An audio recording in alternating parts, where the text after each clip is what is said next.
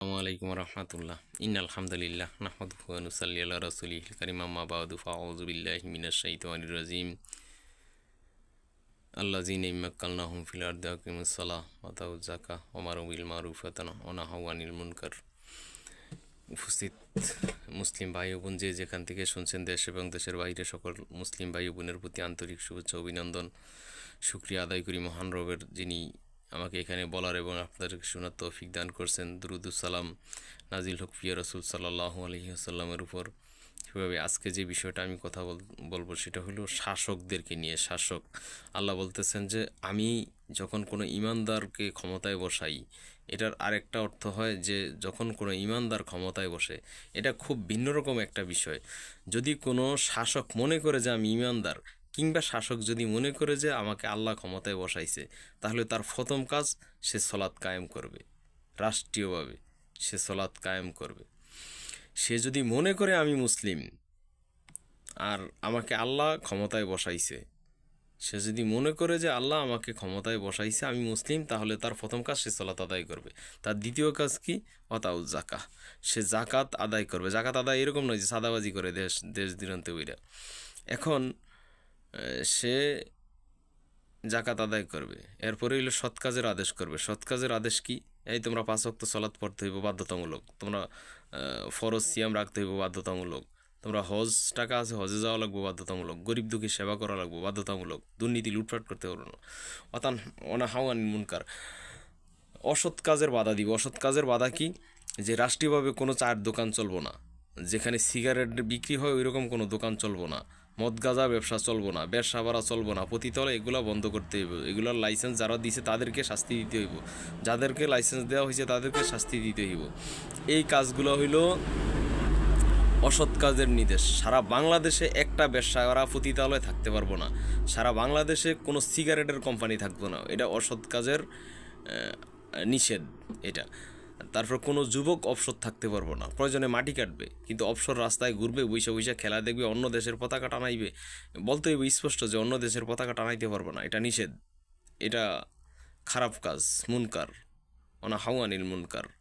সে অসৎ কাজের নিষেধ করবে, খারাপ কাজের নিষেধ করবে। এটা হইলো রাষ্ট্রের শাসক যদি মনে করে সে মুসলিম, সে যদি মনে করে যে আমি আল্লাহ আমাকে ক্ষমতায় বসাইছে, তাইলে এটা তার প্রথম কাজ। আরেকটা বিষয় আছে, আরেকটা হাদিসও আছে। হাদিসটা কি?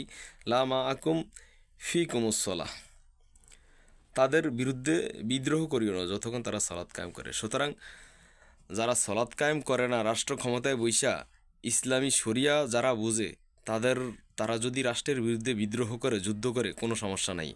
কেননা এটা হাদিস নং 1854 মুসলিম শরীফের হাদিস, যে লা মা আকুম ফি কুমুসলাহ, যারা সালাত কায়েম করে তাদের বিরুদ্ধে যুদ্ধ বিদ্রোহ করা যাবে না।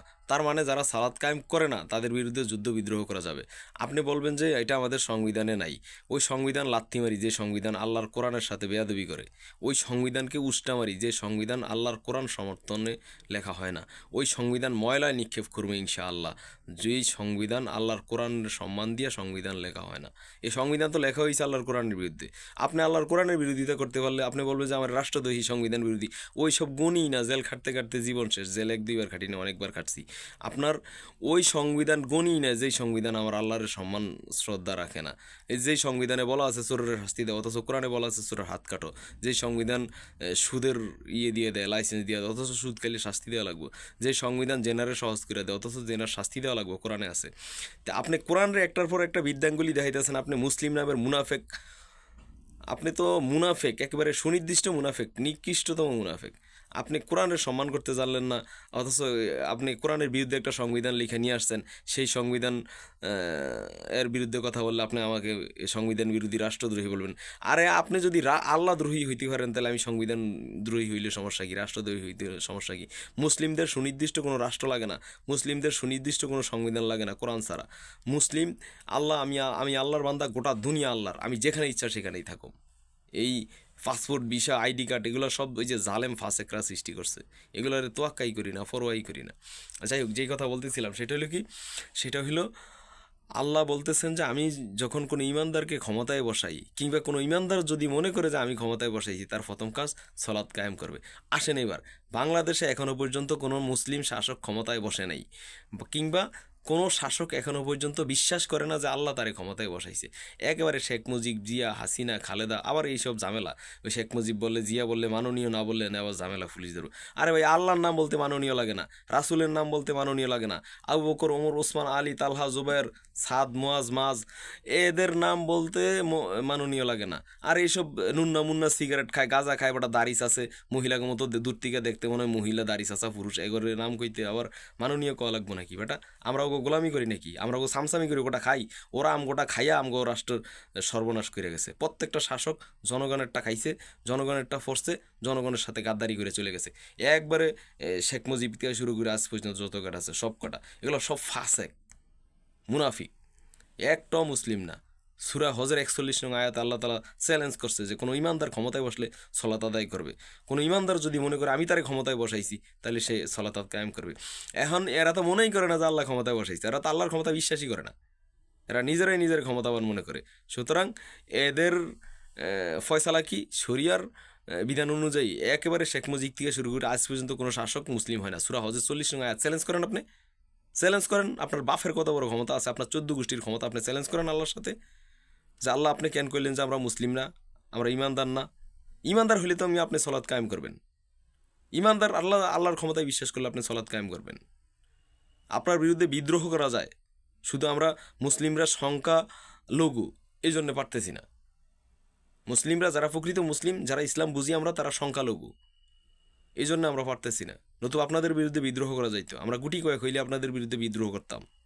আর আমরা তো এখনও পর্যন্ত এই ফাঁসে কি আইন, তাগুতি আইন, তারপরেও আপনাদেরকে কিছুটা হইল আপনাদের মায়ের ভয়ে হোক, আপনাদের জুলুম নির্যাতনের ভয়ে হোক, কিংবা আপনাদের শক্তির ভয়ে হোক, আমাদের ইমান দুর্বল, এই জন্য আমরা পারতেছি না। নতুবা একা হইলে একাই আপনাদের বিরুদ্ধে যুদ্ধ করা যায়।